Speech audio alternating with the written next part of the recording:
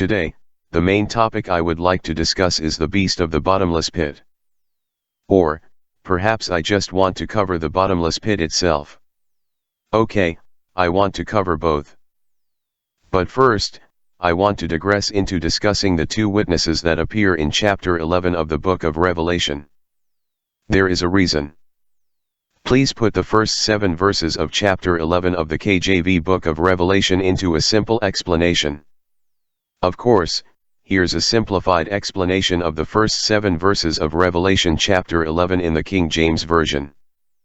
Two witnesses. John is given a measuring rod and told to measure the temple of God and the altar, but not the outer court, which is given to the Gentiles. The temple represents God's presence and worship. 42 months of tribulation, the Gentiles will trample the holy city for 42 months, which symbolizes a period of tribulation and persecution.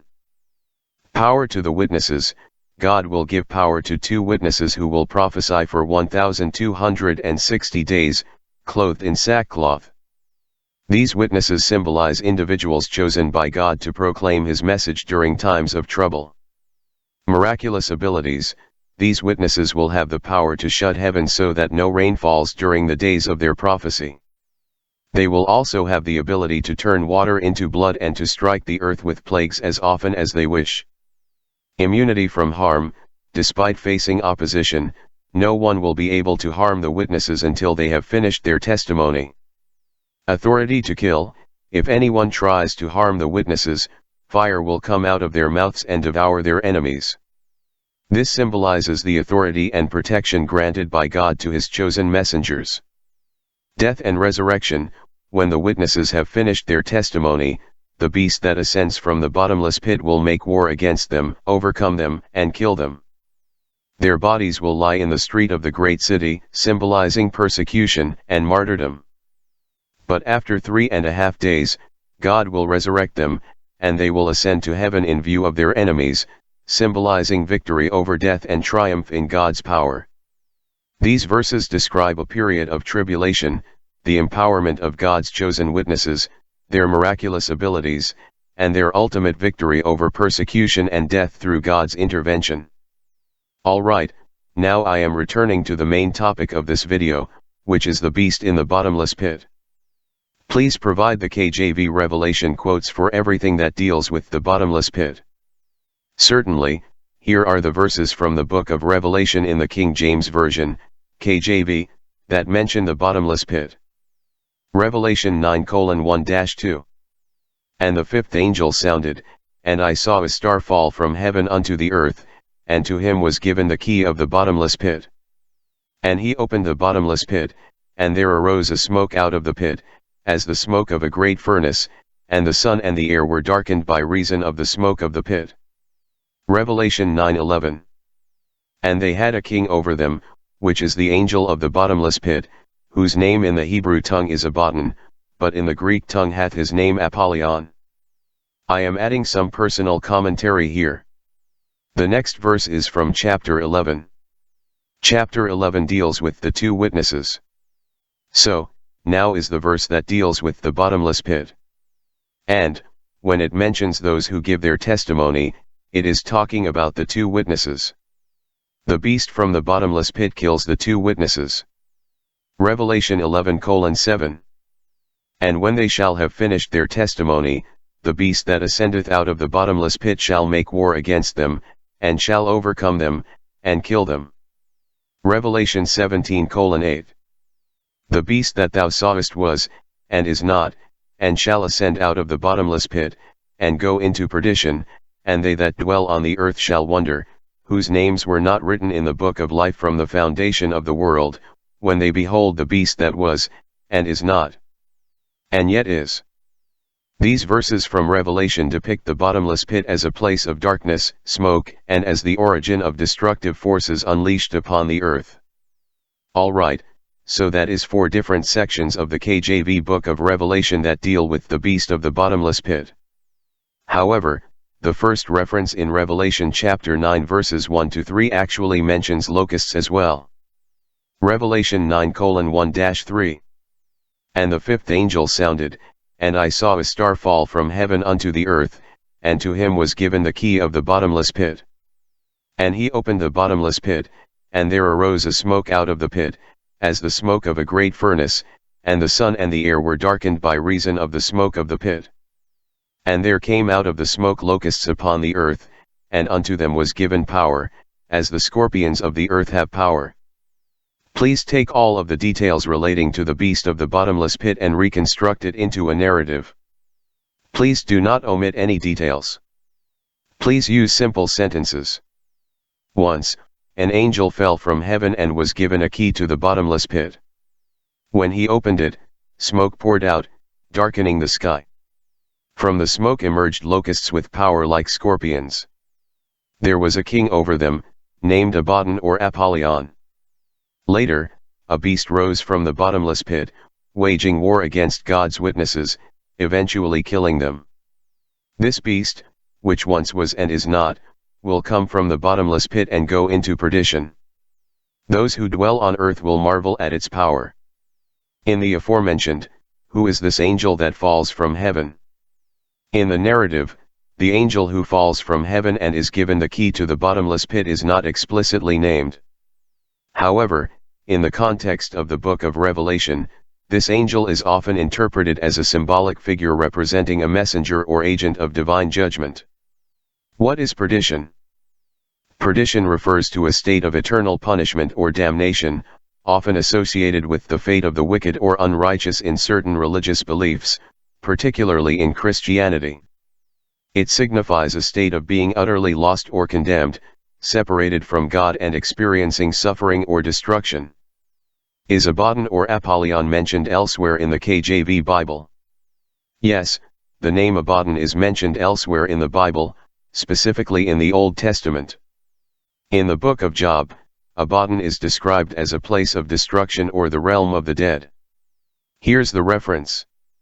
Job 26:6, KJV. Hell is naked before him, and destruction hath no covering. The word translated as destruction in this verse is Abaddon in Hebrew. As for the name Apollyon, it is not mentioned elsewhere in the KJV Bible outside of the book of Revelation. How many times is the Hebrew word Abaddon used in translation of the KJV Bible? The Hebrew word Abaddon appears only once in the King James Version, KJV, of the Bible, specifically in the book of Job 26:6. Please explain to me the verses surrounding and connected to the meaning of the word Abaddon in Job 26:6, KJV. Certainly. The verse surrounding Job 26:6 in the King James Version, KJV, reads as follows. Job 26:5-6, KJV. Dead things are formed from under the waters, and the inhabitants thereof. Hell is naked before him, and destruction hath no covering. In this passage, Job is speaking about the greatness and power of God. He describes how even the realm of the dead, symbolized by Abaddon or destruction, is exposed and laid bare before God. The imagery here suggests that nothing is hidden from God's sight, not even the deepest and darkest places. Job is emphasizing that God's knowledge and understanding extend to all things, including the realm of death and destruction. The use of Abaddon underscores the idea that God's sovereignty encompasses even the most mysterious and fearful aspects of existence. What is meant by the beast that was, and is not, and yet is? The phrase "the beast that was, and is not, and yet is" appears in Revelation 17:8 in the King James Version, KJV, of the Bible. It refers to a symbolic description of a powerful entity in the context of end times prophecy. The interpretation of this phrase can vary among theologians and scholars, but generally, it is understood to represent a political or spiritual power that has a significant influence throughout history. The phrase suggests that this entity existed in the past, the beast that was, disappeared for a time, and is not, and then re-emerged or continued to exert its influence, and yet is. In the context of Revelation, this beast is often associated with a system of oppressive rule or ideology that opposes God and persecutes his followers. Some interpretations connect it to specific historical figures or empires, while others see it as a symbol of various forms of tyranny and opposition to God's kingdom. Overall, the phrase highlights the enduring and cyclical nature of evil and oppression in human history, as well as the ultimate triumph of God's kingdom over all worldly powers. Please explain what the millennium means in the KJV Book of Revelation. In the King James Version, KJV, of the Book of Revelation, the millennium is mentioned in Revelation 20:1-6. This passage describes a period of 1,000 years during which Christ reigns on earth, known as the millennial reign or the millennium. Here's a simple explanation of the millennium as described in Revelation. Satan bound, an angel comes down from heaven, holding the key to the bottomless pit, and binds Satan for 1,000 years. During this time, Satan is unable to deceive the nations as he did before. First resurrection, John sees thrones, and those who were martyred for their faith in Jesus and did not worship the beast are resurrected. They reign with Christ for 1,000 years. The rest of the dead, after the 1,000 years are over, the rest of the dead, those who did not participate in the first resurrection, are raised to face judgment. Millennial reign, during the 1,000 years, Christ and his faithful followers rule over the earth. This period is characterized by peace, righteousness, and justice. Satan's influence is restrained, allowing humanity to experience a foretaste of the perfect kingdom of God. Release of Satan, at the end of the 1,000 years, Satan is released from his prison and deceives the nations once again, gathering them for battle against God's people. Final judgment, God sends fire from heaven to devour Satan's armies, and Satan himself is cast into the lake of fire where the beast and the false prophet are. This marks the final defeat of evil. Eternal blessings, following the defeat of Satan and his forces, God establishes the new heaven and the new earth, where his redeemed people dwell with him for eternity, experiencing his everlasting blessings. The millennium in Revelation symbolizes a period of peace and justice on earth under the reign of Christ, preceding the final judgment and the establishment of God's eternal kingdom. It represents the fulfillment of God's promises to his faithful followers and the ultimate triumph of his kingdom over all evil. Does the beast of the bottomless pit exist during the millennium? According to the sequence of events described in Revelation, the beast of the bottomless pit does not exist during the millennium. Revelation 20:1-3 in the King James Version, KJV, states that Satan is bound and cast into the bottomless pit during the millennium, preventing him from deceiving the nations. The beast, often associated with Satan's deceptive influence, would therefore be inactive during this period since its source of power, Satan, is restrained. Here's the relevant passage. Revelation 20:1-3, KJV. And I saw an angel come down from heaven, having the key of the bottomless pit and a great chain in his hand. And he laid hold on the dragon, that old serpent, which is the devil and Satan, and bound him 1,000 years, and cast him into the bottomless pit, and shut him up, and set a seal upon him, that he should deceive the nations no more, till the 1,000 years should be fulfilled, and after that he must be loosed a little season. When I first asked you to list all of the KJV Revelation quotes that relate to the bottomless pit, how come you didn't mention Revelation 20:1-3? You're right, I should have included Revelation 20:1-3 in the list of verses related to the bottomless pit. It's a significant passage where Satan is bound and cast into the bottomless pit, which directly relates to the concept of the bottomless pit in Revelation. I apologize for the oversight. Thank you for bringing it to my attention. Yes, but why did you not mention it? I appreciate your patience. It seems there was an oversight on my part. I should have included Revelation 20:1-3 in the list of verses related to the bottomless pit when you initially asked. I apologize for not including it in my response. Thank you for bringing it up, and I'm here to address any further questions or provide additional information you may need. Is Satan the same as Abaddon, or Apollyon? In the context of Revelation, Satan and Abaddon, or Apollyon, are distinct entities. Satan is a figure commonly associated with evil and temptation throughout the Bible. He is depicted as the adversary of God and humanity, often seeking to deceive and lead people astray. Abaddon, or Apollyon, is mentioned specifically in Revelation 9:11 as the king over the locusts that emerge from the bottomless pit. The name Abaddon means destruction or place of destruction and is often interpreted as a personification of destruction or the ruler of a realm associated with chaos and death. While both Satan and Abaddon are associated with evil and destruction in Revelation, they are portrayed as separate entities with distinct roles. Satan is depicted as the overarching adversary, while Abaddon is specifically linked to the events surrounding the bottomless pit and the release of destructive forces.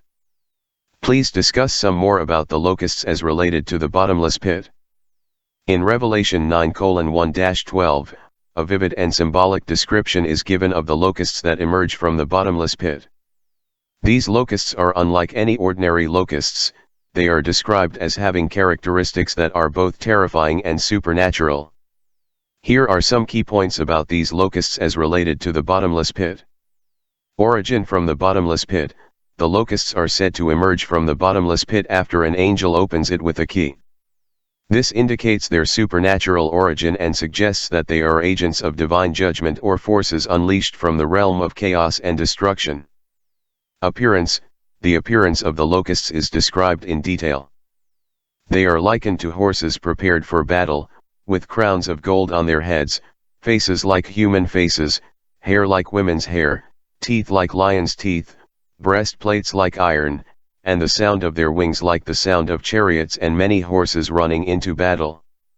These descriptions convey a sense of power, ferocity, and otherworldliness.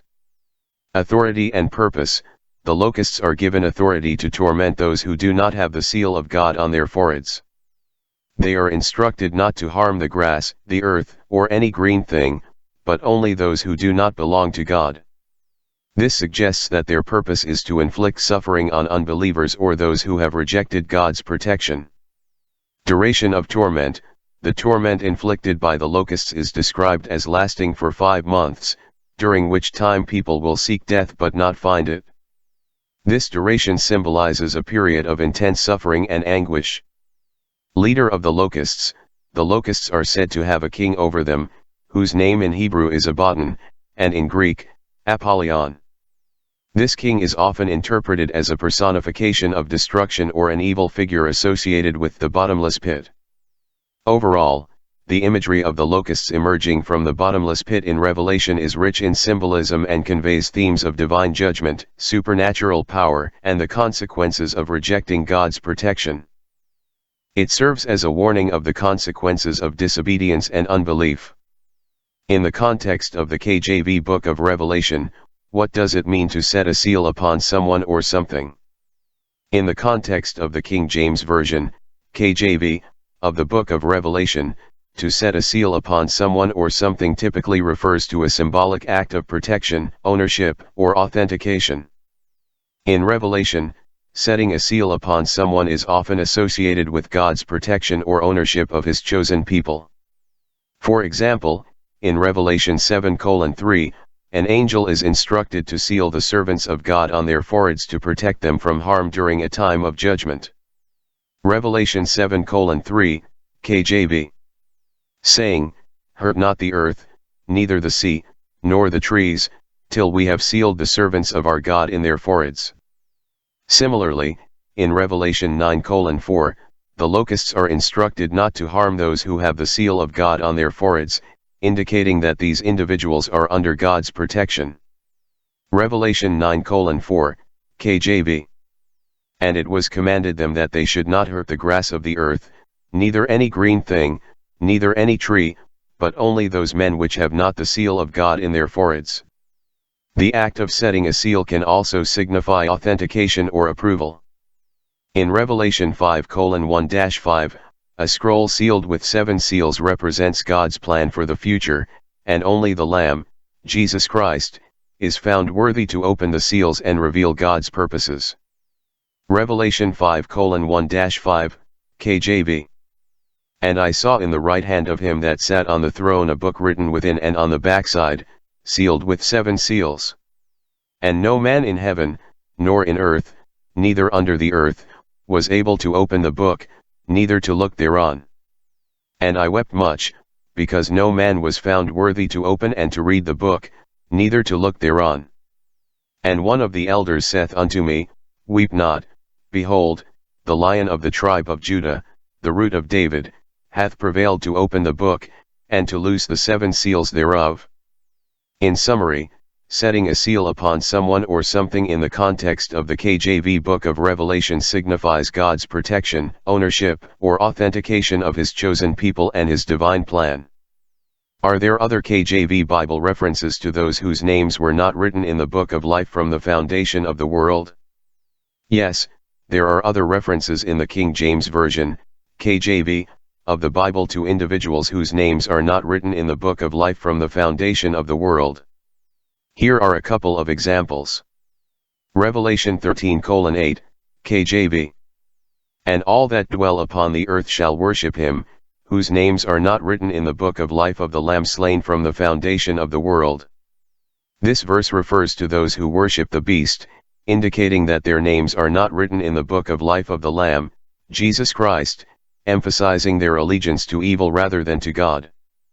Revelation 17:8, KJV. The beast that thou sawest was, and is not, and shall ascend out of the bottomless pit, and go into perdition, and they that dwell on the earth shall wonder, whose names were not written in the book of life from the foundation of the world, when they behold the beast that was, and is not, and yet is. This verse, which we've discussed earlier, also mentions those whose names are not written in the book of life from the foundation of the world. It emphasizes the wonder and amazement of those who are not God's chosen ones when they see the beast. These verses underscore the concept of the book of life, which contains the names of those who belong to God and will inherit eternal life. Those whose names are not written in this book are associated with allegiance to evil and ultimately face judgment. Is the book of life referenced elsewhere in the KJV Bible? Yes. The Book of Life is referenced in several other places in the King James Version, KJV, of the Bible. Here are a few examples. Philippians 4:3, KJV. And I entreat thee also, true yokefellow, help those women which labored with me in the gospel, with Clement also, and with other my fellow laborers, whose names are in the book of life. Revelation 3:5, KJV. He that overcometh, the same shall be clothed in white raiment, and I will not blot out his name out of the book of life, but I will confess his name before my Father, and before his angels. Revelation 21:27, KJV.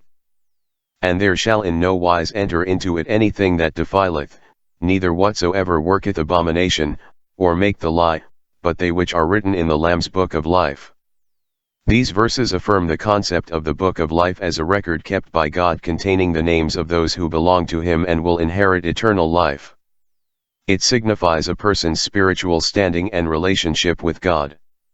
Those whose names are written in the book of life are granted the promise of salvation and eternal fellowship with God, while those whose names are not found in the book are excluded from this promise. Is the bottomless pit referenced elsewhere in the KJV Bible? The phrase bottomless pit is primarily found in the book of Revelation in the King James Version, KJV, of the Bible. However, there is a similar concept referred to elsewhere in the KJV, though not using the exact phrase bottomless pit. In the Old Testament, specifically in the book of Psalms, there is a reference to a place of deep darkness or destruction that resembles the concept of the bottomless pit. Psalm 55:23, KJV. But thou, O God, shalt bring them down into the pit of destruction, bloody and deceitful men shall not live out half their days, but I will trust in thee. While not explicitly called the bottomless pit, this passage speaks of a pit of destruction, suggesting a place of darkness and ruin. Additionally, in the New Testament, the Greek word abyssos, which is translated as bottomless pit in Revelation, is used in Luke 8:31, KJV, when Jesus encounters a possessed man. Luke 8:31, KJV. And they besought him that he would not command them to go out into the deep. In this verse, the deep translates the Greek word abyssos, which is the same word used for bottomless pit in Revelation. While not directly referencing the bottomless pit as described in Revelation, it does provide another instance of the concept of a deep, abyss-like place. Overall, while the exact phrase bottomless pit is primarily found in Revelation, similar concepts of a place of destruction or darkness are mentioned in other passages of the Bible. In Matthew chapter 24, is there allusion to anything similar to the bottomless pit found in the KJV book of Revelation? In Matthew chapter 24 of the King James Version, KJV, Jesus speaks about the signs of the end times and the tribulation that will precede his second coming. While there isn't a direct allusion to the bottomless pit as described in the book of Revelation, there are references to various signs and events that are associated with the end times and the judgment of God.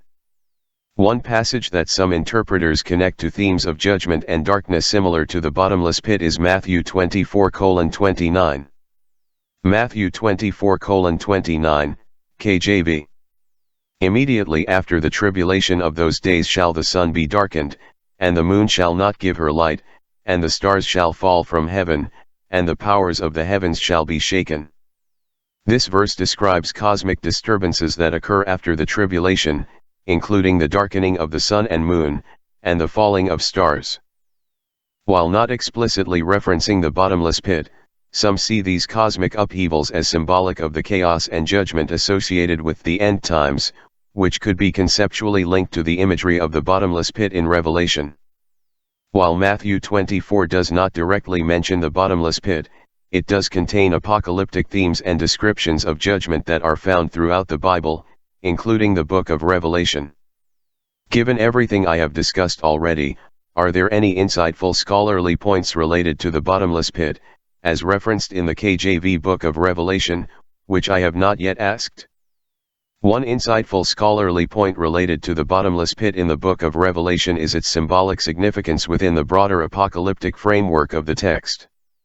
While the bottomless pit is often interpreted literally as a place of chaos and destruction, scholars also recognize its symbolic meaning as representing forces of evil and spiritual darkness.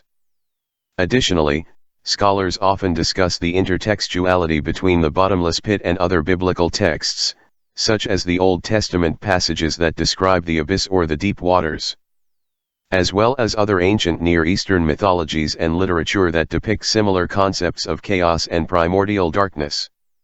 Furthermore, scholars debate the identity and significance of the figures associated with the bottomless pit in Revelation, such as the angel with the key, the locusts, and the beast. These discussions delve into questions of theological interpretation and the broader narrative arc of Revelation's eschatological vision. Lastly, scholars explore the eschatological implications of the bottomless pit within the overall structure of Revelation and its portrayal of the final judgment, the defeat of evil, and the establishment of God's kingdom. These discussions often emphasize themes of divine sovereignty, redemption, and the ultimate triumph of good over evil in the apocalyptic vision of Revelation. What does eschatological mean? Eschatological refers to concepts, beliefs, or events related to the end times or the final events of history, particularly within religious or theological contexts. It encompasses ideas about the ultimate destiny of humanity, the world, and the cosmos, as well as the anticipated fulfillment of divine purposes or prophecies regarding the end of the present age. In Christianity, for example, eschatological beliefs typically include the return of Jesus Christ, the resurrection of the dead, the final judgment, and the establishment of God's eternal kingdom. These beliefs are often based on teachings found in religious texts such as the Bible, particularly in apocalyptic literature like the Book of Revelation. Eschatology is a central component of many religious traditions and shapes beliefs about the meaning and purpose of human existence, as well as the ultimate fate of the universe.